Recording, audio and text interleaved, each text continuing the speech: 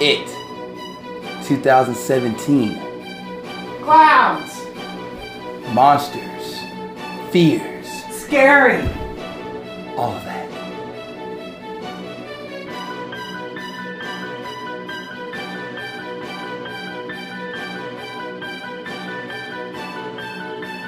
What's up, world? Welcome to another episode of Movie Showdowns. I'm your host, Zakka. I'm back here with Steve, and we're going to do It 2017, the reboot from the 1990s movie TV series, which is weird. Movie TV series?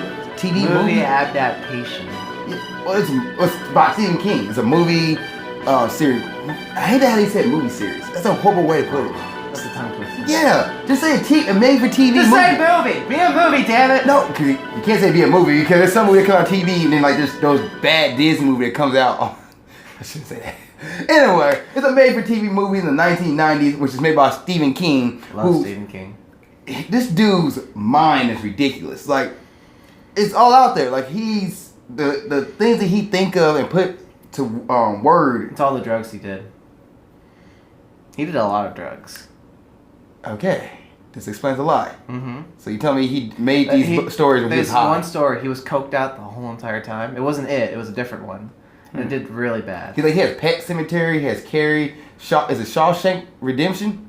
Isn't that one? No, The Green Mile. Shawshank Redemption, something else. That's M. Night Shyamalan. Was it really? I think. God damn it. Don't bring that one up. Because I think of his name, I think of Avatar, The Last Airbender, and that's just a whole nother spiral. Don't need to get into. But before we get into the movie and break it down, what Movie Showdowns is about is a movie review series where I bring a friend on, or just me, or a family member, and we just review a movie and give the elementary school grading system, the A through F, plus and minuses do count. So please tell a friend, family member that, hey, check this one out. So we're doing It, as I mentioned before, and the storyline goes like this.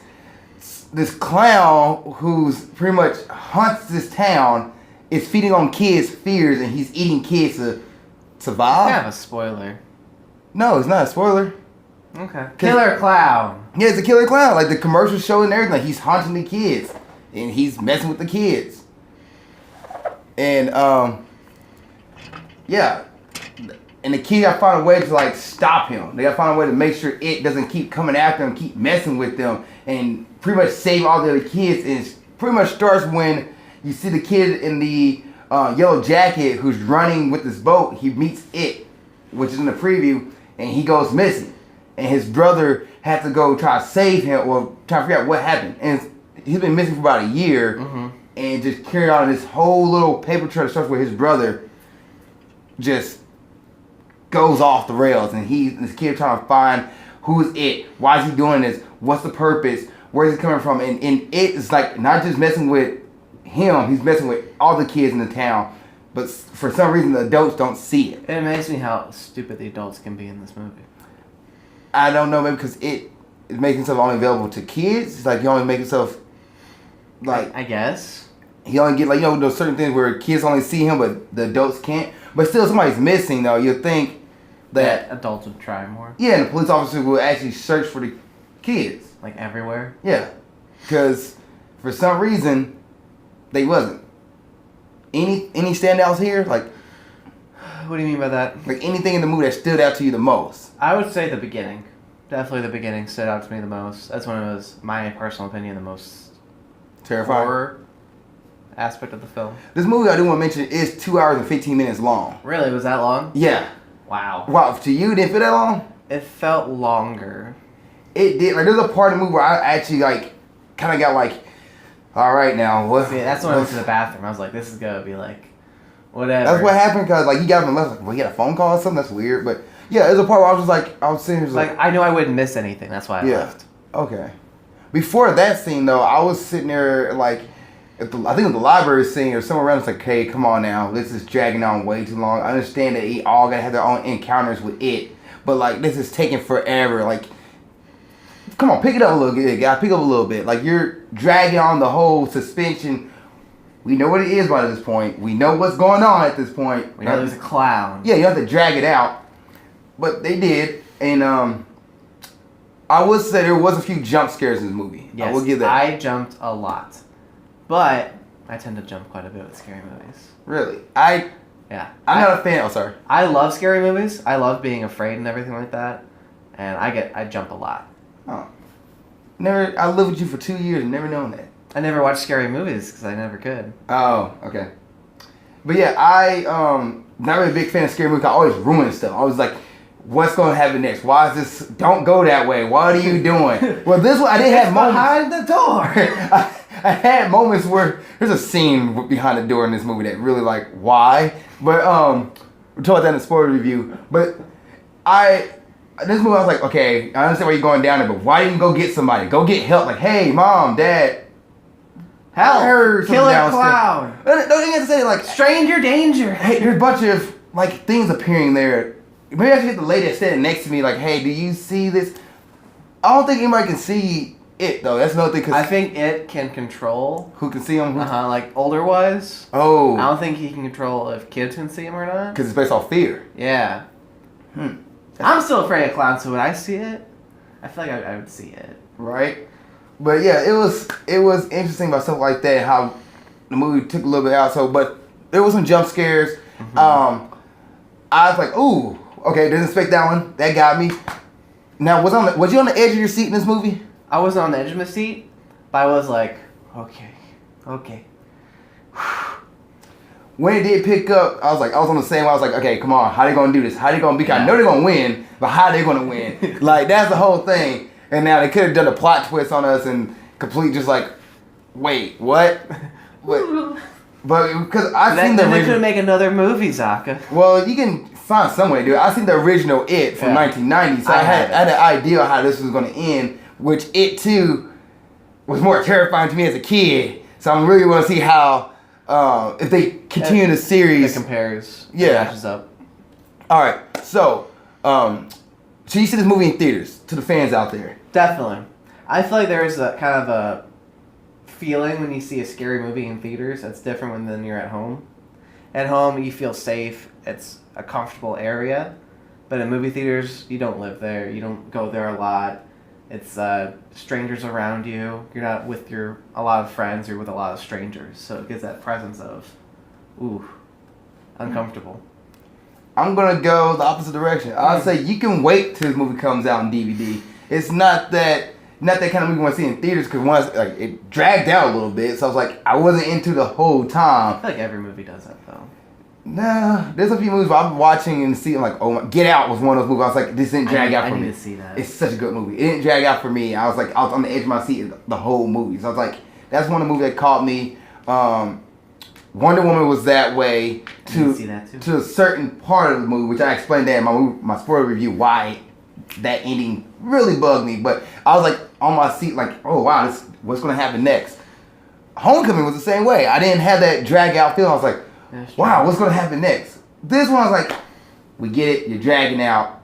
The cast. The kids did phenomenal. They did. Wow, they did great. The main character who you really need to pay attention to in this movie is Jaeden Lieberher, that's his last name. Bill, who plays Bill Denberg, who goes by goes by Billy sometimes. Kid was amazing. He had a stutter. Amazing. He did that stutter amazingly. I don't know if that's like natural to him, but if it's not, phenomenal. But it threw me off in the beginning of the movie. He didn't have the stutter, did he? He did. Oh, he did? I just didn't notice it. But it was kind of hard to notice because he thought he was just sick. Oh. But he did. Yeah, he has this really bad stutter, and he did a really good job portraying the stutter. Mm-hmm. Phenomenal job with him. Great. I loved it. Beverly Marsh, played by Sophia Lillis. Lillis? Lillis? Lillis. She did a great job. I enjoyed her character. The kids in this movie, I'm not sure how old they are in real life, but they did great. It made it believable.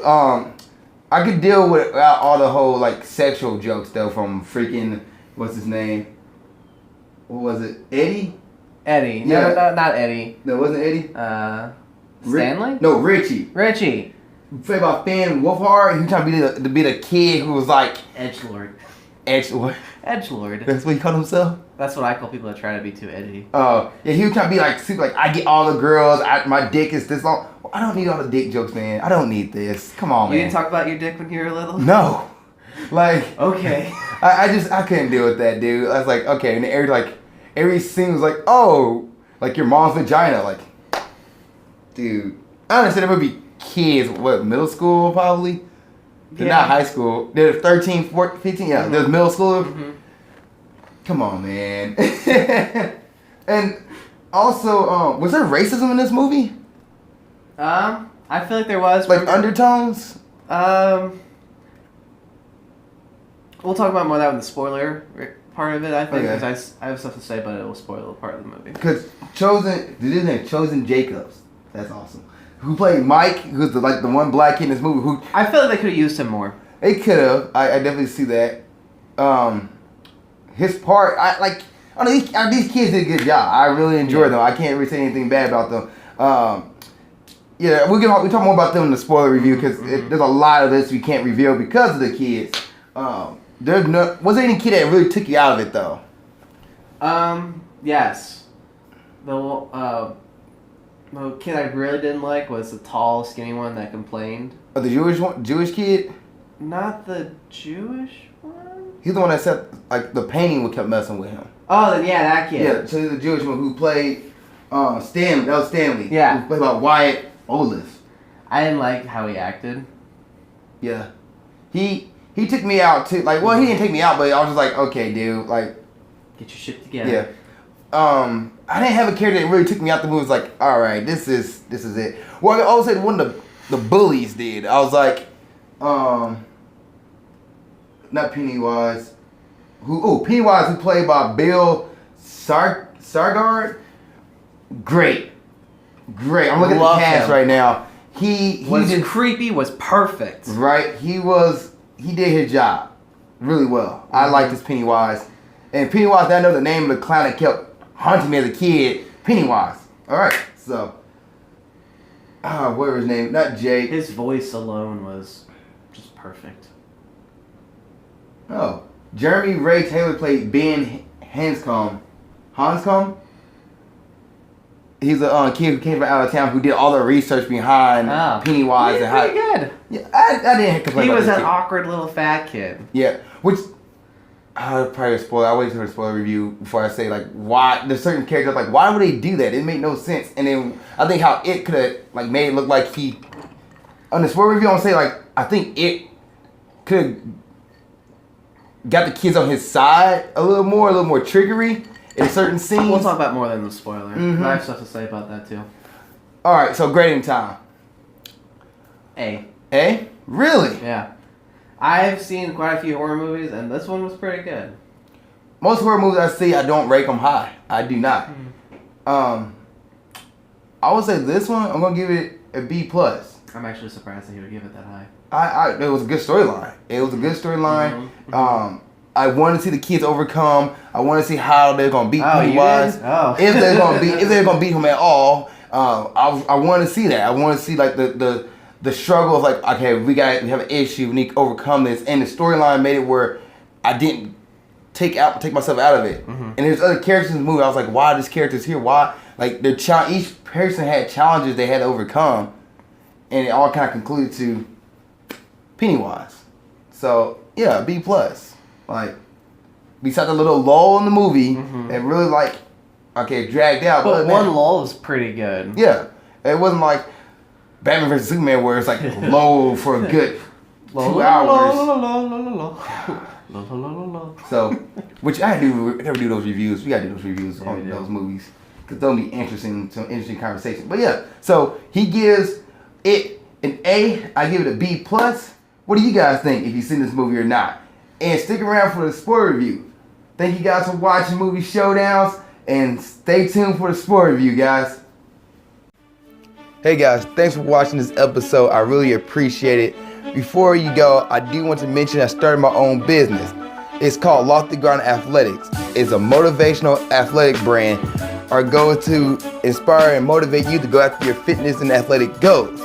Now on our website, which is www.loftygroundathletics.com, repeat that one more time, www.loftygroundathletics.com, we will have certain gear such as the Conquer Your Challenge 100% polyester shirt, Now there's 100% polyester, I repeat that, 100% polyester. It only weighs 3.5 ounces, which means it's lightweight.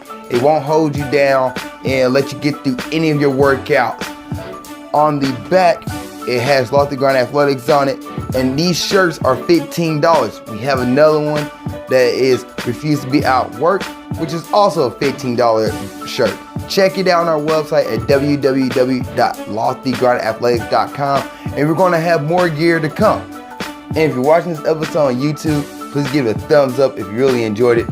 Please put a comment in the comment section below of a new topic or something you want me to talk about. And please subscribe. Lastly, you can follow me on Instagram there. Follow me on Snapchat there for new and daily motivational tips. And you can watch the next episode or the last episode of Grind Towards Success here. And watch Movie Showdowns, which is a movie review series that I've started. Other than that, thanks for watching this episode. Keep being awesome.